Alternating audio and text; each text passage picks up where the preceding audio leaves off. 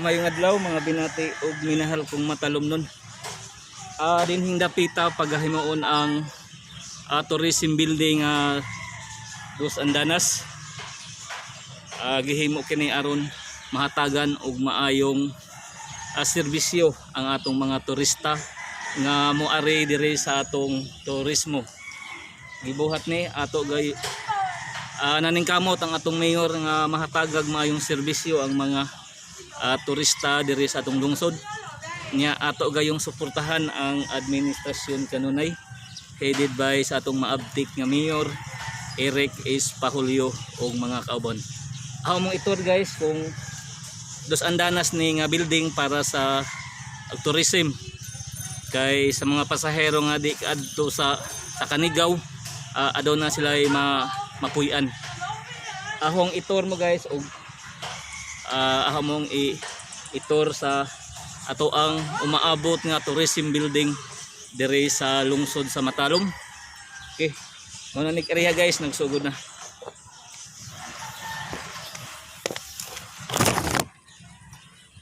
Mao ni guys,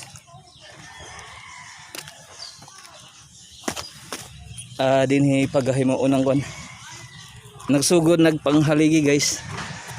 Mao ni ato ang tourism building nga area. Dapit ni siya sa pantalan niya na guys. Mao ni dinhi ibutang ang atong tourism building. Dapit ni sa pantalan niya na mao ni CR. Ato gayong suportahan ang administrasyon kanunay aron magpadayon ang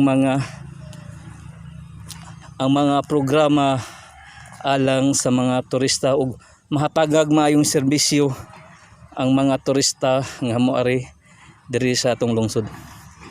Mao ni guys, mao ni area nga butanganan og tourism building diri sa atong lungsod.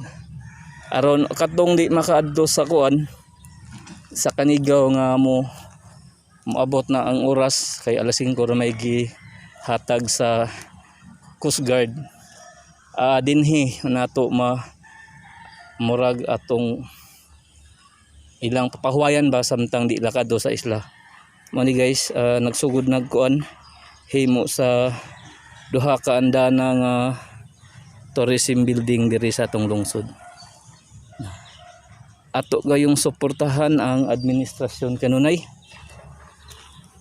Mao ni guys, dinhi dapita paghimuon ang tourism building Dos Andanas guys. Mao ni ato gayong suportahan ang administrasyon kanunay headed by sa atong maabtik nga mayor Eric S. Pahulio ug mga kauban. Okay, welcome to my channel, welcome to Eco TV News, ang channel sa kalambuan sa turismo diri sa lungsod sa Matalom. Okay, atong i-welcome ang atong umaabot nga tourism building diri sa atong lungsod. Okay, mani guys, mani nagsugod nagtrabaho niya, magtinabangay lang dito alang sa kayuhan sa mga turista o sa mga tagalungsod diri sa Matalom.